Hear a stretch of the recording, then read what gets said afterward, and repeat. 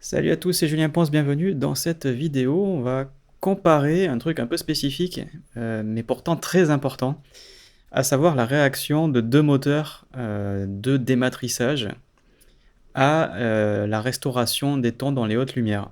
Donc comme vous le savez, avec un fichier brut, toutes les informations du capteur au moment de la prise de vue sont enregistrées dans le fichier, dans un fichier en général codé sur 16 bits pour être capable de coder mathématiquement la lumière avec suffisamment de valeurs, puisqu'en 16 bits on peut faire plus de 60 000 valeurs, alors qu'en 8 bits ce serait seulement 256. C'est pour ça qu'il faut foutre en brut et pas en JPEG. Donc, je ne vais pas refaire tout un cours sur les fichiers bruts, mais c'est vraiment très important de connaître ça par rapport à ce qu'on va voir, sinon vous risquez peut-être de ne pas suivre.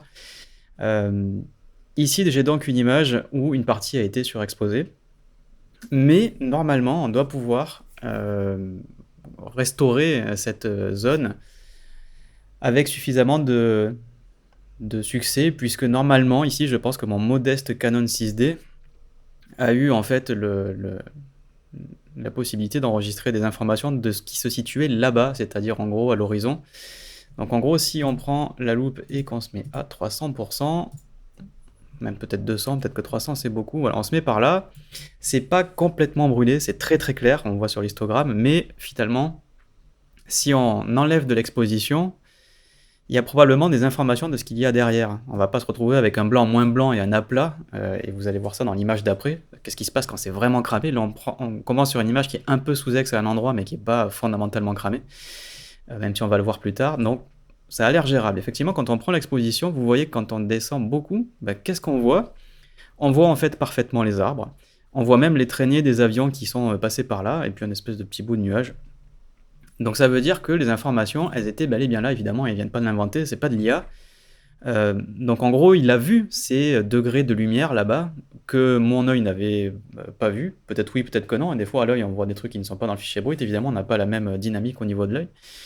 Mais là, en l'occurrence, il les a vus. La question, c'est comment ça se passe par rapport à Camera Raw. Vous avez vu dans le titre, on va comparer ces deux. On va comparer en gros les deux plus utilisés en termes de Photoshop et son alternative.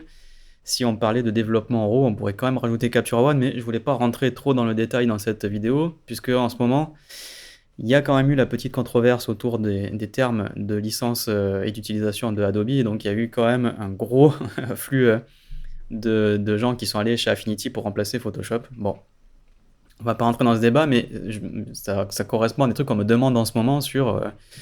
en gros, est-ce qu'il y a moyen de trouver une alternative et comment ça se passe avec le développement de fichiers bruts? Alors, pour être aussi tout à fait honnête, je ne développe pas mes images avec Affinity Photo, sauf justement dans le cas particulier de cette vidéo, c'est-à-dire des hautes lumières, et vous allez comprendre pourquoi. Mais en fait, au jour le jour, je réutilise à nouveau Lightroom depuis la mise à jour qui a vu les masques IA apparaître, parce que c'est vraiment, ça fonctionne vraiment super bien, et ça n'existe pas dans Affinity par exemple, et c'est dommage.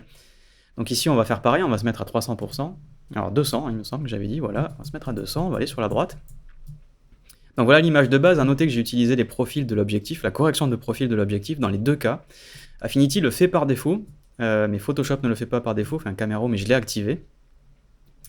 Et on va aussi descendre la lumière dans Camera Raw pour voir qu'est-ce qu'on a comme information quand on descend. Et quand on descend, là aussi on trouve notre petite traînée d'un avion probablement, et les feuillages.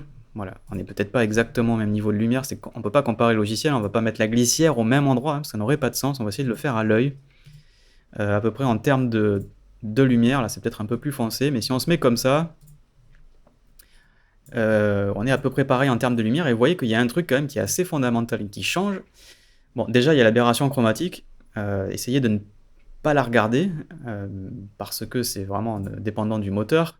Elle est un peu plus prononcée chez Affinity, bien qu'on puisse, évidemment, on peut la supprimer, on peut éliminer la frange, ici en utilisant la frange verte et magenta. Mais moi, ce qui m'intéresse, c'est la qualité, en fait, et la restitution de la couleur. Si vous regardez bien, quand on compare Affinity et ici Photoshop, on a dans Photoshop une image beaucoup plus désaturée. On a ici un bleu qui est resté bleu, alors que là, on a perdu clairement des informations ici au centre. Je ne parle pas de là-bas, hein. Là-bas c'était déjà bleu puisque c'était pas surexposé. Mais par contre, le dégradé de bleu d'origine est respecté, alors que là on va tirer vers le vert et ensuite le gris.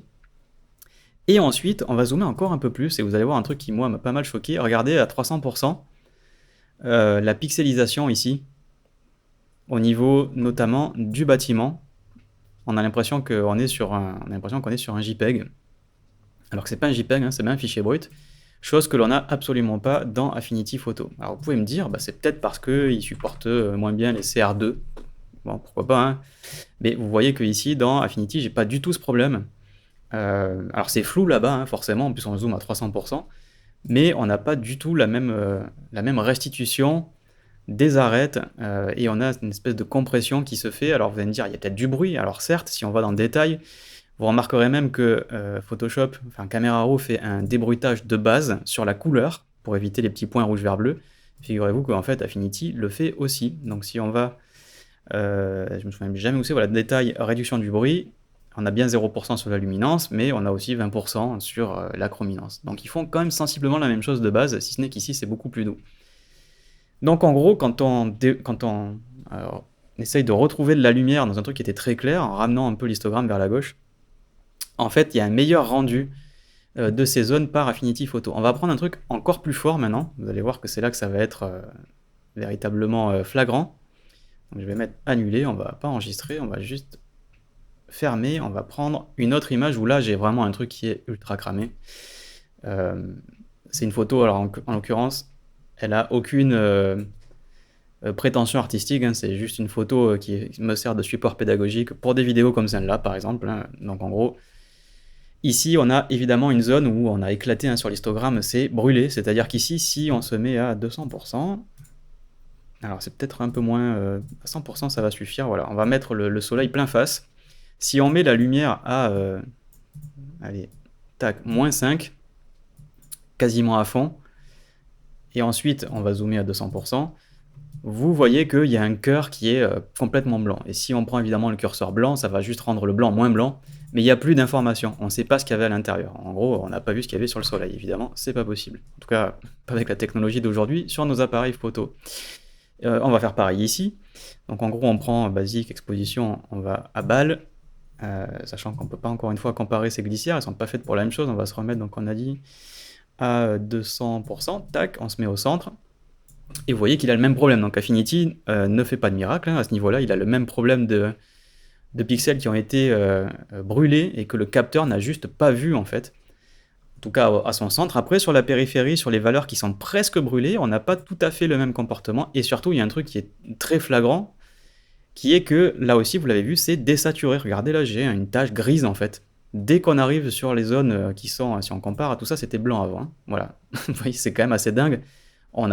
On peut quand même se réjouir qu'on arrive déjà à récupérer tout ça, hein. C'était complètement blanc. Là, vous voyez qu'on avait en fait plein de choses jusqu'au moment où on avait le soleil. Mais en gros, toute cette zone ici qui s'approche du soleil, elle est grise. Si je zoome très très fort, regardez là-dedans, tout ça c'est gris en fait. C'est complètement désaturé, il n'y a aucune information de couleur, ou très très très très peu. Et si on va dans Affinity, vous remarquez qu'on a des différences. Si on zoome, on a bien une auréole jaune qui part vers le bleu. Et on a du détail là-dedans, et vous remarquez aussi accessoirement que les arêtes des bords qui sont complètement brûlés sont plus doux que sur Photoshop, où là c'est, en gros on est sur un truc quasi binaire, il y a un moment où boum c'est brûlé et c'est fini. Voilà, on n'a plus d'infos. Alors que, regardez ici, j'ai une belle transition orangée sur le moment où en fait le capteur a dit stop, je ne peux plus voir ce qu'il y a là-dedans. Donc ce qu'on avait observé sur l'image d'avant, à savoir que on avait une moins bonne restitution dans Photoshop, donc dans le moteur de Camera Raw, qui est aussi celui de Lightroom, que dans Affinity, c'est encore plus vrai ici, et c'est même flagrant, puisque regardez cette photo, tout le centre ici, regardez, on a une tache grise au milieu d'un truc qui est censé être orangé, alors que dans Affinity, quand on dézoome un petit peu, on a bien un halo orangé et jaune. Alors évidemment, c'est pas aussi riche que ce qu'on a à l'extérieur, hein, bien sûr, c'est-à-dire qu'il manque des couleurs, mais on a quand même des informations. En tout cas, une interprétation des informations qui est un peu plus juste. Et je pense que c'est comme ça qu'il faut le dire. Les informations sont celles qui sont dans le fichier. Le moteur de dématrissage ne va pas en inventer.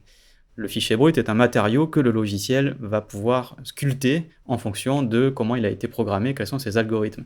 Et là, on voit bien que le fichier brut est un matériau. On n'a pas du tout le même résultat entre une image où on restaure un maximum d'exposition, on est au taquet, on est à -5, donc le maximum que l'on peut restaurer de lumière, c'est ça. Et dans Affinity, le maximum qu'on peut restaurer, c'est ça. Et pour autant, on a quand même des différences. C'est bien la preuve qu'il y a une différence d'interprétation.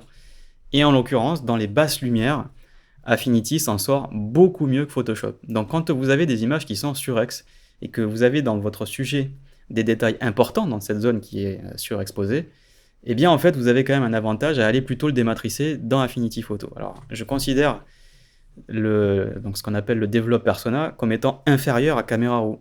En termes de retouches locales, maintenant qu'on a le nouveau système de masque dans Camera Raw, maintenant qu'on a la suppression générative avec l'IA, on travaille beaucoup plus vite dans Camera Raw que dans le module de développement de Affinity Photo. Donc ça serait bien que chez Affinity, sur ce module qui n'a pas eu beaucoup de nouveautés depuis la version 1.5, on est à la 2.5 maintenant. En fait, ils ont travaillé tout le reste, mais pas ce module. Donc vraiment, pour ceux qui font essentiellement du développement et ensuite de la retouche, chez Affinity, on a quand même pris un petit coup de vieux, quoi. Mais fondamentalement, l'interprétation des zones qui sont surexposées est meilleure.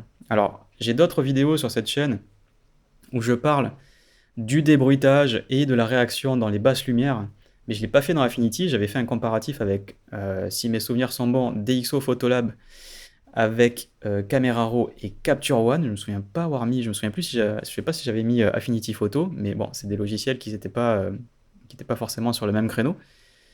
Et là, en faisant une retouche sur Affinity la dernière fois, pour un truc qui avait rien à voir, je faisais pas forcément un tuto, je me suis rendu compte, j'ai dû restaurer voilà, une zone très surexposée. Je me suis dit, mais il me semble que quand même, j'ai des choses que je vois pas quand je le fais dans Photoshop. Et effectivement, j'ai creusé un petit peu plus. Et je me suis rendu compte que dans des cas qui étaient quand même de grosses surexpositions, on avait un moins bon rendu dans Photoshop qui fait sauter les couleurs, désature complètement, et en plus a des fois des petits soucis d'aliasing sur les détails qu'il a pu observer dans ces zones qui sont pourtant les plus surexposées. Donc je voulais vous faire une vidéo là-dessus. Alors je ne suis pas en train de vous dire arrêtez Photoshop et Camera Raw et Lightroom et lâchez tout pour Affinity, c'est pas fait pour la même chose. Et comme je viens de vous le dire, Affinity Photo pour le module de développement, donc le Develop Persona, là, on est en retard quand même. Le système de retouche locale, c'est le même qu'il y a plus ou moins 10 ans hein, quand même. Hein. Donc ce module n'a pas vu beaucoup de nouveautés et il serait temps que quelque chose soit fait.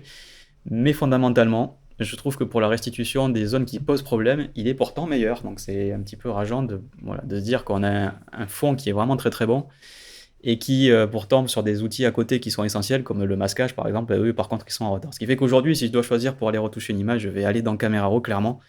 Je fais pas non plus des photos complètement surex et cramées tous les jours, bien entendu, mais je voulais vous le montrer pour ceux qui ont des sujets de photographie, qui se prêtent à avoir souvent des sujets qui sont un peu surex et qui auraient besoin d'avoir, ou ceux qui ont par exemple une ou deux photos à restaurer vraiment critiques où il y a une zone surex et qu'ils aimeraient vraiment essayer de s'en sortir le mieux possible, bah voilà, vous avez la réponse. Vous vous en tirerez mieux dans Affinity Photo. Dites-moi si ce sujet vous intéresse. Et j'ai beaucoup abordé le débruitage, parce qu'il y a beaucoup de gens qui font de la photo de nuit, de l'astrophotographie, qui ont des problèmes avec le bruit, qui se posent la question d'avoir le meilleur moteur de débruitage et d'avoir surtout le meilleur moteur de dématrissage qui réagit aux basses lumières. Et en fait, on se dit que les hautes lumières, c'est là où il y a le plus d'informations dans le fichier brut, et on a raison, à juste titre, on a plus d'informations dans les hautes que dans les basses lumières, mais ça ne veut pas dire que les hautes lumières ne sont jamais un problème, la preuve. Donc en l'occurrence, avoir un logiciel de dématrissage qui réagit mieux aux hautes lumières, c'est quand même aussi pas mal. Donc dites-moi si ce sujet vous intéresse, pour qu'on puisse explorer ça. Là j'ai juste fait en gros Photoshop versus Affinity, mais on pourrait peut-être faire un truc un petit peu plus poussé avec en mettant Darktable, Photolab, ON1, Capture One, enfin voilà tous les grands du secteur et ceux dont je parle sur ma chaîne et sur tuto.com. N'hésitez pas aussi à me dire dans quelles circonstances vous voudriez voir ça. Par exemple, avec quel type de sujet et éventuellement quel réglage. Voilà. Peut-être que j'aurai des photos qui marchent. Et s'il y en a qui sont OK pour me filer des fichiers bruts où ils aimeraient voir ce comparatif, n'hésitez pas à me les envoyer. Contactez-moi hein, sur le salon d'entraide de tuto.com ou dans les commentaires. Dites-moi.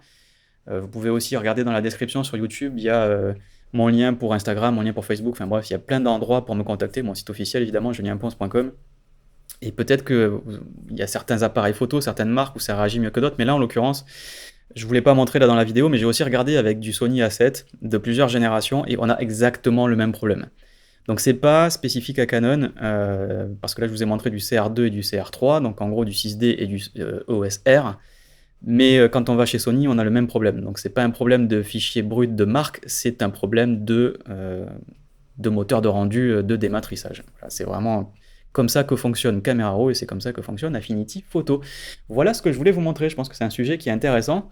On ne se pose pas souvent la question et pourtant ça peut quand même avoir de grandes conséquences sur le développement de vos photos. Merci beaucoup pour votre fidélité. On va définitivement en reparler bientôt. N'hésitez pas à vous abonner si vous êtes sur YouTube et à me suivre sur les réseaux sociaux si vous regardez sur tuto.com. Merci, bye bye.